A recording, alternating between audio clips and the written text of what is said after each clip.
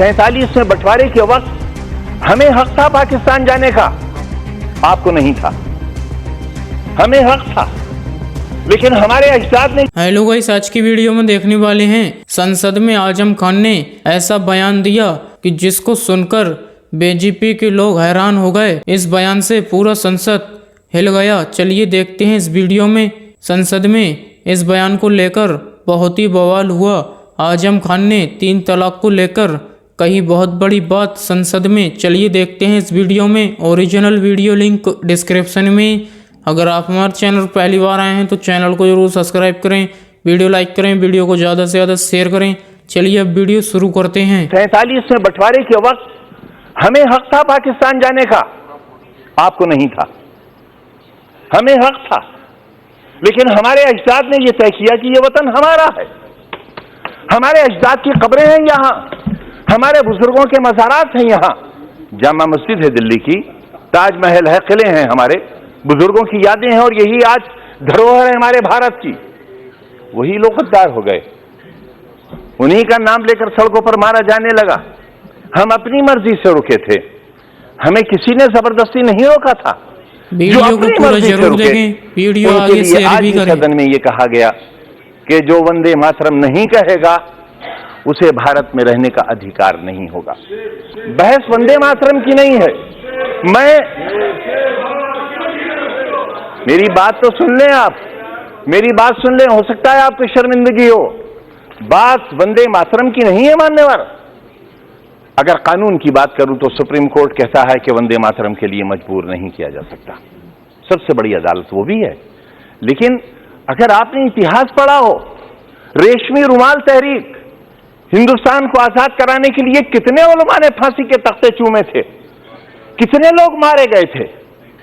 देश में न जाने कितनी मिट्टी की पहाड़ियां वो हैं जिनमें हमारी लाशें आज भी सड़ गई होंगी, लेकिन उनमें दफन है। रेशमी रुमाल तहरीक में अगर आप रेशमी रुमाल की तस्वीर देखेंगे तो उस पर भारत मां की तस्वीर छपी हुई मिलेगी आपको। ये रिश्ते कब थे?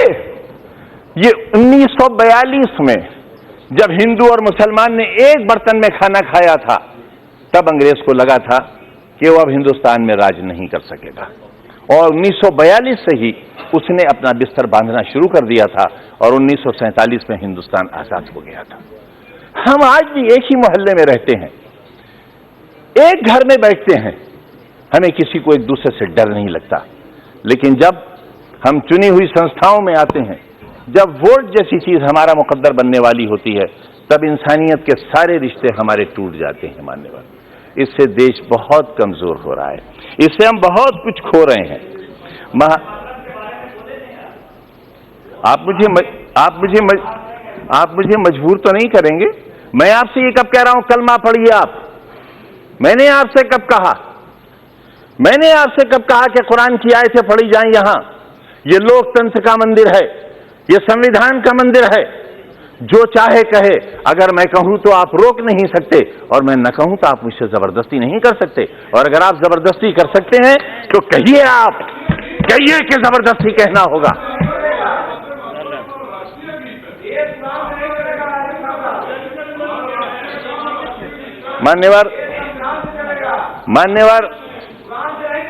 मान्यवर संविधान से चलेगा, यही तो हम भी चाहते हैं, यही हम चाहते हैं। अगर संविधान में कहीं किसी मजहबी किताब का कोई श्लोक, कोई आयत पढ़ने के लिए कहा गया हो, मैं सबसे पहला व्यक्ति होऊंगा जो इस हुक्म पर नतमस्तक करूंगा। मानो संविधान को। मैं भी यही कह रहा हूं, हमें संविधान को मानना चाहिए, और जो लोग संविधान को नहीं मानेंगे वो देश के साथ अच्छा नहीं करेंगे, क्योंकि ये देश बहरहाल सबका है। पूरा जिस्म हाथों से बना हुआ नहीं है, पूरा जिस्म पैरों से बना हुआ नहीं है। शरीर का एक हिस्सा खत्म कर दिया जाए, इंसान नहीं रह जाएगा। हिंदुस्तान एक बेहतरीन इंसान है, इसे बेहतरीन इंसान बना रहने दिया जाना चाहिए। ये कहना चाहता हूं मान्यवर। प्रधानमंत्री जी को, भारतीय जनता पार्टी को दूसरी सरकार बनाने के लिए बहुत मुबारकबाद। लेकिन ये याद रहे कि जिम्मेदारियों का बहुत बोझ है उनके कंधों पर। जो कहा जाए वो किया जाए। किसी को गलत नाम से, मैं एक छोटा सा व्यक्ति, भैंसे भी पालता हूं, प्रधानमंत्री जी को जनसभा में मेरी भैंसों का ख्याल रहा, मेरा ख्याल नहीं रहा। मान्यवर, 4-4 साल के मासूम बच्चों को जिलाधिकारी और एडीएम स्कूल के अंदर कान पकड़कर उठा ले, यही है कानून का राज, यही है कानून का राज। ये 3 तलाक की बात नहीं कर रहा हूं मैं, शिक्षा के अधिकार की बात कर रहा हूं। एक दरवाजा जो सरकार के पैसे से बना हो, जिसे सरकारी संस्था ने बनाया हो। मुंशी प्रेमचंद की जबान थी उर्दू। उर्दू मुसलमानों की जबान नहीं है, मुसलमानों की जबान है अरबी, उनके कुरान की जबान है अरबी। उर्दू मुसलमानों की जबान नहीं, हिंदुस्तानियों की जबान है, इनकलाब जिंदाबाद की जबान है। इस जबान के साथ तासुब। उर्दू गेट बना हुआ है, तोड़ दिया जाएगा। सरकार से बना हुआ, सरकार के पैसे से और सरकार की संस्था से बनाया हुआ दरवाजा गिरा दिया जाएगा, गिरा दिया जाएगा। मान्यवर, कैसे कानून का राज चलेगा? मासूमों को कान से पकड़कर उठा दिया जाएगा। मान्यवर, कैसे आप शिक्षा देंगे?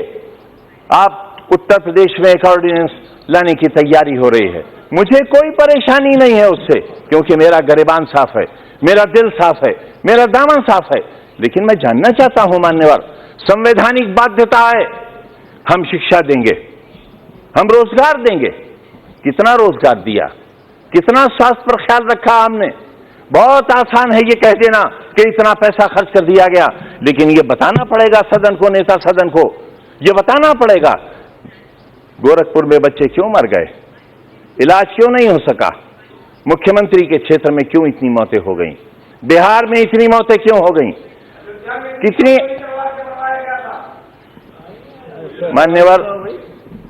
मान्यवर, जब तक ये ज़हनियत नहीं बदलेगी, मेरे जैसे लोगों का सर्वाइवल बड़ा नामुमकिन हो जाएगा। लेकिन मैं क्योंकि चुना हुआ व्यक्ति हूं मान्यवर, और इसलिए भी मैं बहुत अहमियत के साथ इस बात को कह रहा हूं कि एक कमीशन बिठाएं आप। लोकतंत्र के इस पर्व पर जो हुआ है मेरे यहां, 15 दिन तक बराबर एडमिनिस्ट्रेशन ने जो नंगा नाच किया है, मारा है लोगों को, बहुत एक वर्ग के लोगों को, रामपुर शहर के अंदर, स्वार के अंदर, टांडा के अंदर, दड़ियाल के अंदर। आप बिठाएं कमीशन, हमारा भी रोल देखें, जिला अधिकारी का रोल भी देखें। शौकिया मारा है लोगों को, दरवाजे तोड़कर घुसे हैं लोगों के अंदर। 77,000 रेड कार्ड दिए हैं पुलिस ने दरवाजे के अंदर घुसकर, और 77,000 परिवारों से ये कहा कि वोट डालने के लिए नहीं निकलोगे। जहां 77,000 परिवार वोट डालने के लिए नहीं निकलेंगे, लोकतंत्र कहां बाकी रह जाएगा? कैसे? अगर ये झूठ है मान्यवर, ये भी नोट किया जाए, कमीशन का हिस्सा माना जाए इसे। अगर 77,000 परिवारों को रेड कार्ड देकर वोट डालने से वंचित न किया गया हो, तो जो सजा ये सदन चाहे तय कर ले। मान्यवर, इसलिए मैं कह रहा हूं आपसे कि लोकतंत्र का बचना जरूरी है, और लोकतंत्र आवाजों से नहीं बचेगा। मान्यवर, लोकतंत्र तब बचेगा जब फांसी के तख्तों पर चढ़ने से पहले शहीद भगत सिंह का वजन लिया जाएगा तो 5 पाउंड वजन बढ़ चुका होगा। इससे साबित होता है देश की आजादी कैसे हुई थी। आपस के रिश्तों को नहीं संभालेंगे, देश खुशहाल नहीं रह सकता। मैं कहता हूं ये पूरा शरीर हिंदुस्तान है, मेरे शरीर के 5वें हिस्से पर अगर फालिज लग जाएगा तो ये कामयाब हिंदुस्तान और सेहतमंद हिंदुस्तान नहीं होगा। पूरी दुनिया का कोई व्यक्ति इसे सेहतमंद हिंदुस्तान नहीं कहेगा। एक आवाज 3 तलाक के लिए आई थी मान्यवर, कोई 1 तलाक मानता है माने, कोई 2 मानता है माने, कोई 3 मानता है माने, नहीं मानता है मत माने। मैं ये कहता हूं कि ये हमारा व्यक्तिगत मामला है। इस पर कुरान जो हुक्म देता है, जो कुरान फैसला करता है, जो कुरान राय देता है, उस राय से हटकर कोई बात कबूल नहीं की जाएगी, हरगिज नहीं की जाएगी, हरगिज नहीं मान्यवर। और मैं एक बात और भी कह दूं, ये जो महिलाओं के बड़े हमदर्द बनते हैं, महिलाओं की बड़ी वकालत करते हैं। महिलाओं के दुख, उनके दर्द और उनकी तकलीफों के बारे में भी बताएं, सबरीमाला के बारे में बताएं। जो आखिर सबरीमाला में एक पैमाना और मुस्लिम तलाकशुदा औरतों के लिए मान्यवर, मैं आधा मिनट लूंगा आपका। मुझे तो इस बात का मान्यवर, मुझे इस बात का भी अंदेशा है मान्यवर, मुझे इस बात का अंदेशा है कहीं ऐसा ना हो देश अपने आप को शादी के बंधन से अलग कर ले।